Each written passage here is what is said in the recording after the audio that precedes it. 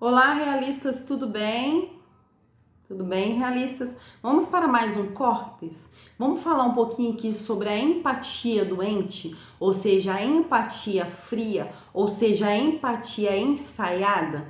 Então, o que seria a empatia? Na verdade, a grosso modo, no senso comum, uma pessoa vai passando para outra essa seguinte informação, né?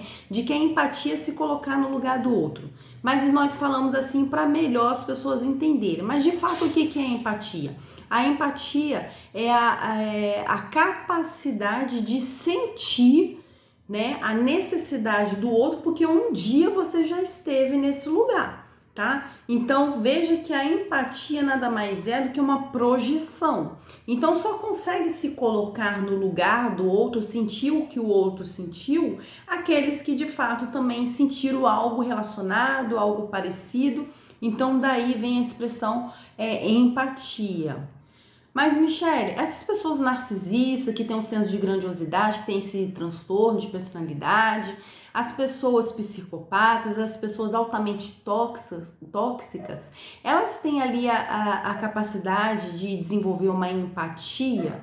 Bom, gente, tudo depende, tá? O narcisista nós podemos dizer que tem empatia sim, mas é uma empatia ensaiada, uma empatia doente, uma empatia fria, né? Ele vai percebendo as necessidades das pessoas à sua volta, vai percebendo a forma com que as pessoas choram, quais são as situações em que choram, então vai fazendo todo o ensaio, né, de todo esse drama, né, cultural, de todo esse drama, vamos dizer assim, né, na percepção de quando a pessoa chora, em quais situações deve chorar ou não, né, no sentido de probabilidade em que a maioria chora, né, ele vai fazendo esse estudo de caso, esse estudo, né, social, e aí ele vai ensaiando de fato a forma de chorar e quando chorar, mas na verdade não se passa de um ensaio, né? Porque são pessoas altamente grandiosas, né? Com senso de grandiosidade. Você percebe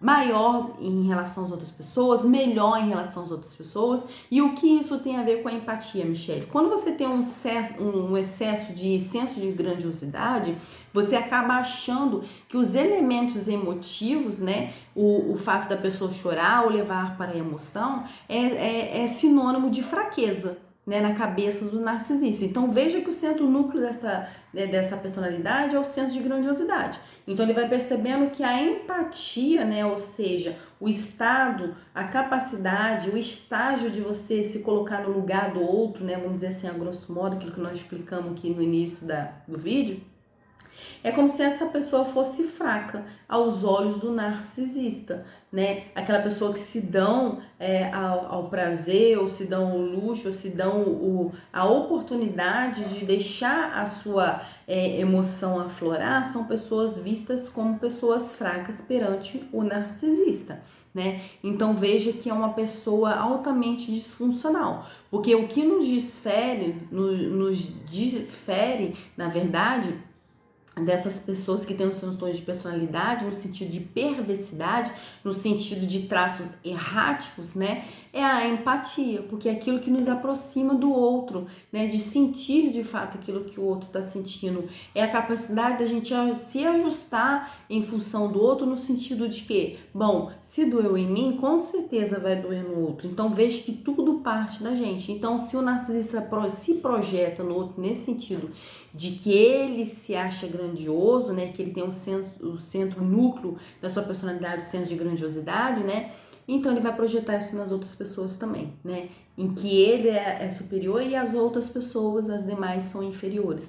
Então ele não se deixa levar pela emoção, ele não se entrega, ele acha que isso é fraqueza, tá certo?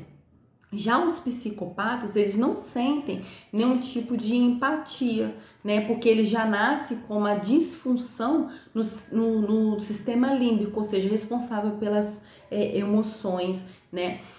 Então, é uma empatia fria, uma empatia também ensaiada, tá? E as outras pessoas, as demais, tóxicas, ou borderline, ou aquelas pessoas também que incorrem em transtorno de personalidade, também erráticos também, são aquelas pessoas que aprendem também a usar da empatia no sentido de não ser abandonada, a corresponder às suas expectativas.